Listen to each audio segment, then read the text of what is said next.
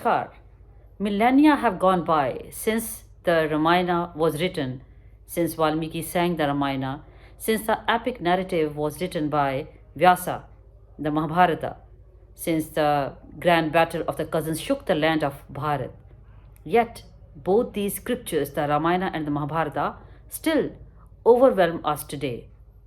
Why? What is the reason? Why do we still need to read and reread both these scriptures? Not just because of the poetic grandeur, although it is one of the major reasons, but both the Ramayana and the Mahabharata are still revered because of the deep philosophical lessons that teach us the art of living. These moral philosophical lessons perpetuate throughout these epics. क्या कहा जाता है दोनों को? रामायण और महाभारत को इतिहास कहा जाता है, इतिहासा, सो इट हैपेंड. तो मॉरल लेसन्स तो हैं इसमें, लेकिन इतिहास इसको, रामायण और महाभारत को दूसरे धर्मशास्त्रों से सुपीरियर क्यों बनाता है? इतिहास क्योंकि कहा जाता है इनको, इसलिए क्योंकि अगर हम ऑब्जेक्टिव हो जाते हैं, if we feel distant and do not connect with the characters in both the narratives, so we are not able to inculcate those lessons in our life, in our personality. धारण अगर न किया जाए धर्म की बात होती है ना दोनों में, महाभारत में भी और रामायण में भी. अगर धर्म को हमने धारण नहीं किया अपने चरित्र में, जीवन में, तो उसका कोई अर्थ नहीं.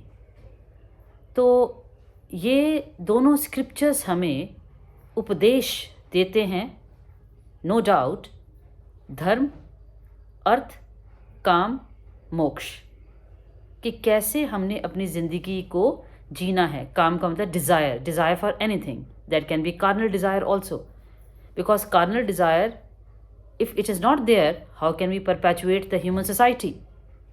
समाज को चलाए रखने के लिए, to perpetuate the cycle of life, it is important to have desire.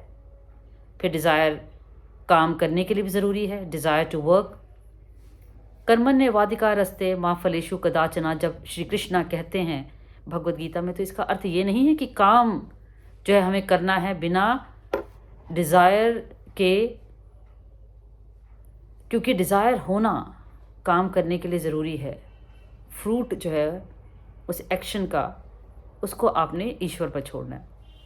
फिर अर्थ, संपत्ति, फाइनेंशियल रिसोर्सेस, वो चाहिए कोई भी काम करने के लिए. Dharma is not religion, dharma is righteousness, what is right, what is wrong. और मोक्ष ये सबसे बाद में आता है, which is the higher sublime form of living. ये सेंटलीनेस को सिंबलाइज करता है. तो हम लोग जब बात करते हैं धर्म, अर्थ, काम और मोक्ष की, उसको समझने के लिए हमें उन कैरेक्टर्स को समझना बहुत ज़रूरी है, about which we are reading in the Ramayana and the Mahabharata. अगर डिटैच्ड होकर हम इनको समझेंगे तो फिर हम यही कहेंगे ना कि वो तो राम थे इसलिए वो कर पाए, वो तो कृष्ण थे इसलिए उन्होंने किया. नहीं, प्रैक्टिकली हमें ये सीखना है कि उन्होंने क्योंकि ऐसा किया, ऐसा इसलिए हुआ, उसका कॉन्सिक्वेंस क्या हुआ.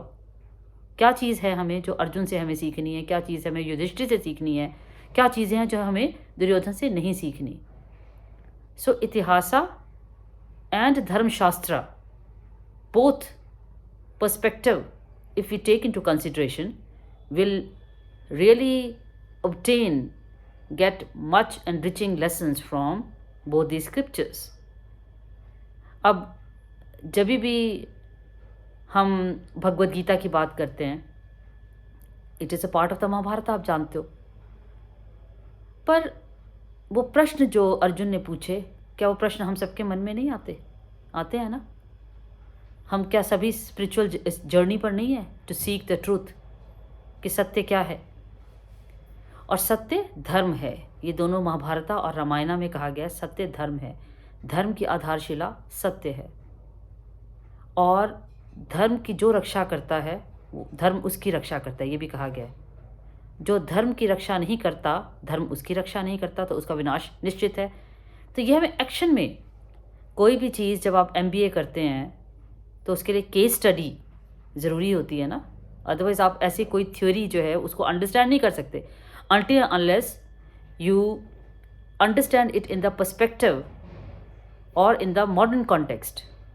सो मॉडर्न कॉन्टेक्स्ट जो है वो हमें क्या देता है कि हम किस प्रकार से उन सारी चीज़ों को अपनी ज़िंदगी में उतार सकते हैं। We are not suppose to see Krishna and Rama just as gods, let's see them as human beings, कि उनकी उन चीज़ों को, कि अगर पिता की बात को मानने से सुख आता है, दूसरा अगर पिता की बात को न मानने से, जब लक्ष्मण कहते हैं कि छोड़ दो ये सारे एग्जाइल की बात, do not accept this, take weapons against your own father, तो क्या कहते हैं कि मैं कौन सा पाप करके मरूं?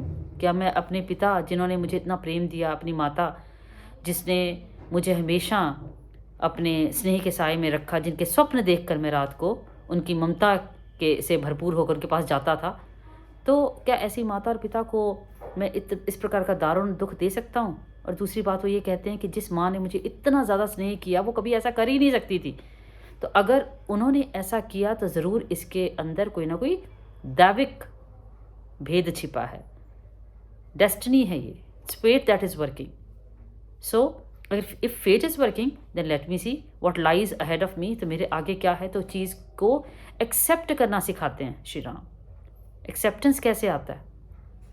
तो ऐसे श्री कृष्णा ने भी कहा कि आप एक्सेप्ट करो अर्जुन को। अर्जुन ने कहा मैं इन सभी को नहीं मार सकता। कहते अगर तुम नहीं मार सकते तो ये तो पहले से ही मरे हुए हैं। क्यों? क्योंकि अधर्म की छाया में है। तो धर्म की स्थापना के लिए तुम्हें अपना हथियार उठाना ही पड़ेगा, युद्ध करना ही पड़ेगा। जब वो कहते हैं ना अर्जुन की न योद्ध से इति गोविंदम, आई कैन नॉट फाइट, तो कहते pick up your weapons and fight because this is your duty as a Kshatriya. तो हमें ये दोनों के दोनों स्क्रिप्चर्स जो हैं हमें अपना कर्तव्य, अपना धर्म वो सिखाते हैं कि किस प्रकार से ज़िंदगी जीनी है। तो अगर हम ये सारे लेसन सीख जाते हैं और हम खुद एक हिस्सा बनकर सोचते हैं उस कहानी का, हम ये ना सोचें कि भाई वो ऐसे कैरेक्टर्स थे, क्योंकि हज़ारों लाखों साल पहले ये हुई। लोग मुझसे अक्सर पूछते हैं कि कौन सी रामायण कौन सी महाभारत पढ़नी चाहिए हमें, क्योंकि इतनी वर्जन्स हैं। तो आप जो है, मैंने उनको कहा अमर चित्रकथा आप सबने बचपन में पढ़ी होगी, फिर उनकी टेलीविज़न में हमें सीरियल्स देखे तो छोटी छोटी कहानियाँ जो हैं कुछ कुछ सबको पता है, अधकचरा ज्ञान भी है लोगों को। But until unless you read the authentic texts you can not know the entire narrative. तो वो कहानियाँ जानना आज के यूथ के लिए बेहद ज़रूरी है, because human values, moral values, family values are disintegrating. उसके लिए ये स्टोरीज़ जो हैं कितनी इम्पॉर्टेंट हैं, हम अपने यंग बच्चों को हम समझाएं, सिखाएं और ये बताएं कि ये लेसन्स हमें सीखने को मिलते हैं। क्यों? क्योंकि इन पात्रों ने, इन कैरेक्टर्स ने इस प्रकार से ज़िंदगी में ये किया या नहीं किया, तो उसके कॉन्सिक्वेंसेस क्यों हुए। So that is my only advice to the young people, young students out there, to pick up the Ramayana and the Mahabharata, any version that they feel comfortable with, although authentic जो versions हैं मेरे लिए, मैंने राजा गोपालाचारी की पढ़ी हैं, फिर भंडारकर की critical edition of the Mahabharata and the Ramayana बहुत अच्छी है वो। क्योंकि क्या हुआ कि बहुत सारी वर्जन्स जब हुई तो क्रिटिकल एडिशन लिखा गया कि 200 से भी ज़्यादा नो 2000, मोर देन 2000 जो उसके मैन्युस्क्रिप्ट्स थे ऑल ओवर इंडिया, उनको कलेक्ट करके उसमें से जो कंसिस्टेंट स्टोरीज थी हर एक मैन्युस्क्रिप्ट में। क्योंकि पहले तो आप जानते हैं कि व्यास ने जब लिखी होगी, वाल्मीकि ने लिखी होगी, तो फिर वो एक ओरल ट्रेडिशन था, transmitting the knowledge from one generation to another, क्योंकि प्रिंटिंग तो नहीं होती थी ना उस समय। So what they did, these Bhandarkar people, they collected all the manuscripts in India and dug out the stories which were available in all the manuscripts। और फिर उनको बहुत सारी ऐसी कहानियाँ जो प्रचलित हैं लेकिन वो उसमें नहीं हैं, तो वो उसमें उन्होंने वो स्टोरीज डाली जो कि मोस्टली मैन्युस्क्रिप्ट्स में थी। सो ऑथेंटिसिटी उसकी अपने आप बढ़ गई। तो जैसे एक द्रौपदी का वो एपिसोड आता है द महाभारता में कि वो कर्ण को कहते हैं कि मैं इस सूत पुत्र से शादी नहीं कर सकती because they used to look down upon the charioteers clan, but that is not there in the critical edition. So that might have been added later on, क्योंकि बहुत सारी ऐसी चीज़ें हैं जो कि लोग कहते हैं कि बाद में शामिल हुई. उत्तरकांड जैसे कि बाद में शामिल किया गया था रामायण को.